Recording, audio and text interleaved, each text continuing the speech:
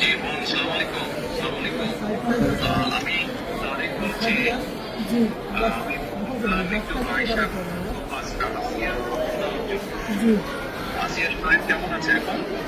ভালো না, রক্ত ব্লাড দিচ্ছে, ব্লাড দিচ্ছে। আচ্ছা আচ্ছা আচ্ছা আচ্ছা।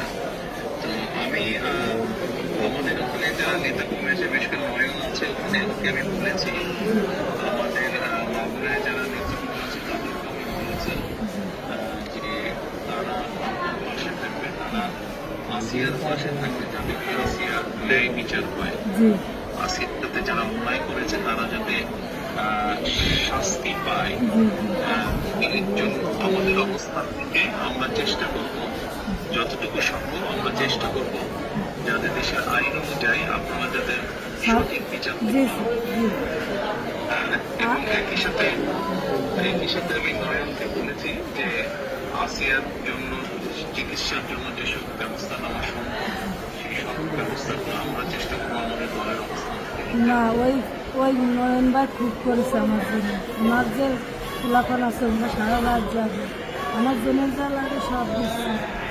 আমরা ওনার নির্দেশে করেছি।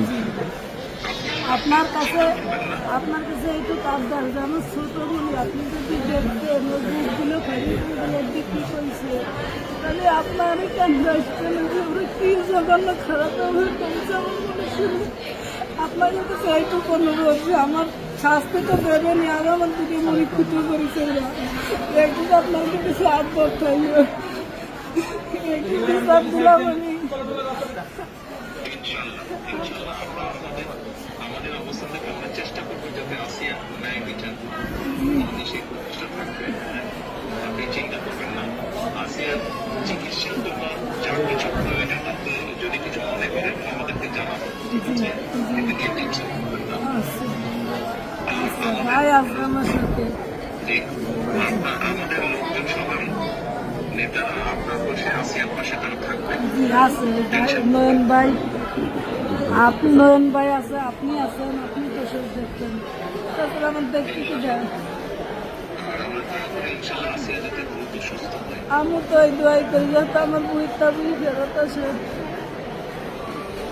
ইনশাআল্লাহ টেনশন করবেন না, চিন্তা করবেন না, দেশের মানুষ আপনার পাশে আছে। দেখতেছি তো আমি। আচ্ছা আচ্ছা বোন, জি দোয়া করি। আর দোয়া করবেন আমার মনে। ইনশাআল্লাহ দোয়া করি, ভালো থাকেন। জি আসসালামু আলাইকুম। জি স্যার, আসসালামু আলাইকুম স্যার। আসসালামু আলাইকুম। আসসালামু আলাইকুম। আব্বা কার সাথে কথা বললেন?